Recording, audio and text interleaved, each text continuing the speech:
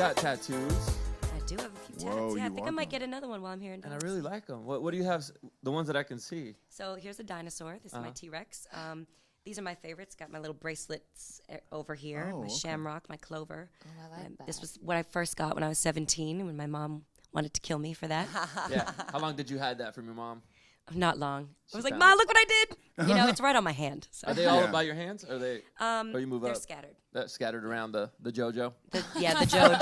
All around the Joj. Scattered around the JoJo. You know. Now, does each one have a meaning? Because, like, do you just really dig dinosaurs? I really dig dinosaurs. Actually, when I was a little girl, they were kind of like my... I would build habitats for them, and I would go off into my own little world, and they would be like my protectors, my prehistoric protectors. So that's the most random one I have. All the other ones are pretty significant. What do you have in the Tramp Stamp area? I have just skin so far. Maybe tonight in Dallas. Hey now. There's still time. Al has a fro on his. You just have like a designated fro area. I call it an ass fro. Nice. That's different. It's actual hair. Yeah, it's not even the only place he grows hair. It's weird. That's special. I would show you, but I don't want to throw you off in your performance. No. Thank you. Yes.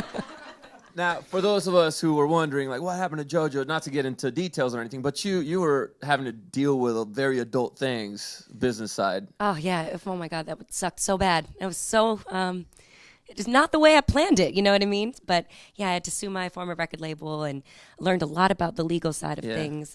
You know, when you get into a contract when you're 12, you don't know what you're getting into. Mm-hmm. So, thankfully, I'm on the other side of that, and it took me 10 years to be able to release an album, but... Wow. Thank God I'm still so young, so that's a real blessing.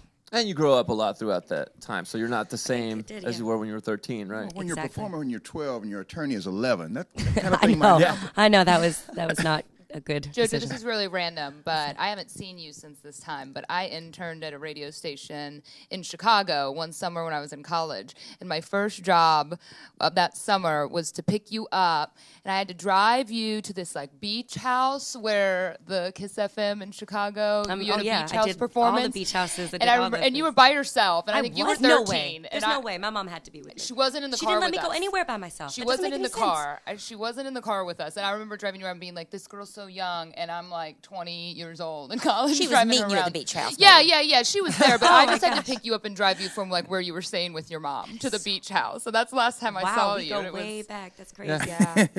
Do you recognize Jenna? I think that was the underlying question. Well, Jenna has boobies now. Yeah. They look amazing. Just like you. Different hair color. Yeah. I was so concerned. I'm like, I'm not responsible enough to drive JoJo around. You did some acting while you were waiting to be able to perform again and do music. Yeah. Is it true that you could have done Hannah Montana? You passed that up? Is that true? Uh-huh. Oh, wow. And you I didn't know that. Did you feel like, I really want to concentrate on what I'm doing? What was the reasoning? I didn't like the whole thing of it all. Yeah. I always felt so grown when I was a little girl. So it didn't matter to me. I didn't want to be a part of, I was like, nah. I've always felt like, not that I was young smoking cigs, but I'm saying I always felt like I just didn't want to be seen like a little kid. So I didn't want to do that. You think maybe that's why Miley just unleashed edginess? I can totally understand why she maybe felt like she wanted to liberate herself in that way. Because I never felt like I needed to, because I always felt like I was just kind of never needed to pretend that I was something other than I was, Yeah. And what would you do to stay around so people knew you were around? Because were you staying in L.A. or New York? Where do you live? L.A. In L.A. Were you still going to the parties and all that just so that your face would be seen? No, I'm not really one to be like, hey, guys, remember me? Right. I'm not really big like that. So I was just staying in the studio, working, writing, and just really kind of honing myself as a creative person because I never wanted to be, thirsty on the scene or being